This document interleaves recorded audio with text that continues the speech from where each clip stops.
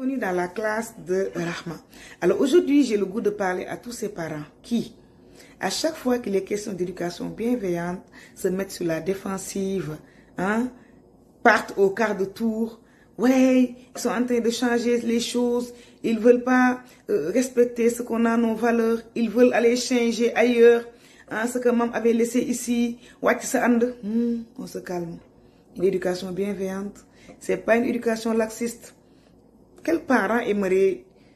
Non, à moins vraiment d'être un parent qui n'ait aucune ressource. Tout parent averti sait qu'une éducation est contraignante. L'éducation, elle est là, elle ne change pas. Les valeurs sont là, elles ne changent pas. C'est juste qu'il y a un concept qui entre en compte. Un concept que, dans nos sociétés, malheureusement, on néglige avec les enfants. Le respect de l'enfant. Un enfant qu'on éduque dans le respect, connaîtra le respect, imposera le respect. Bon, imposera, le respect viendra de lui-même. Donc c'est un couteau à double tranchant. Un enfant qui a été éduqué dans le respect a une belle estime de lui-même. Il a confiance en lui. Il a des compétences globales. C'est un leader. Il a du leadership. Parce que le respect, c'est tout là.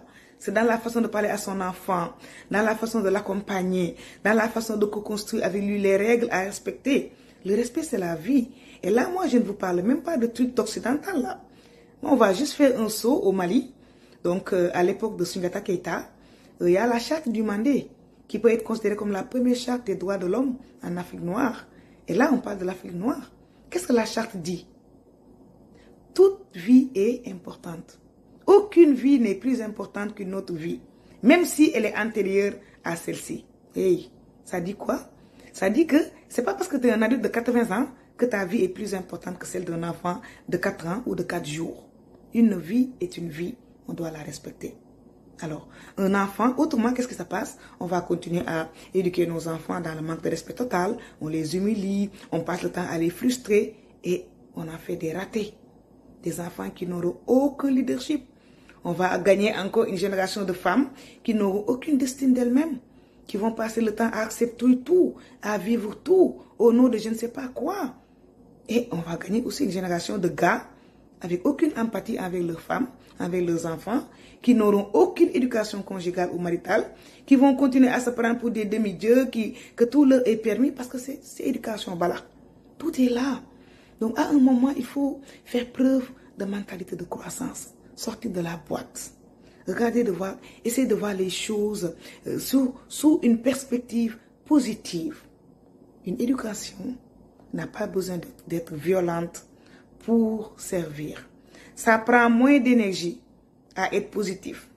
Ça prend moins d'énergie à prendre les choses de façon bienveillante que de le faire de manière violente.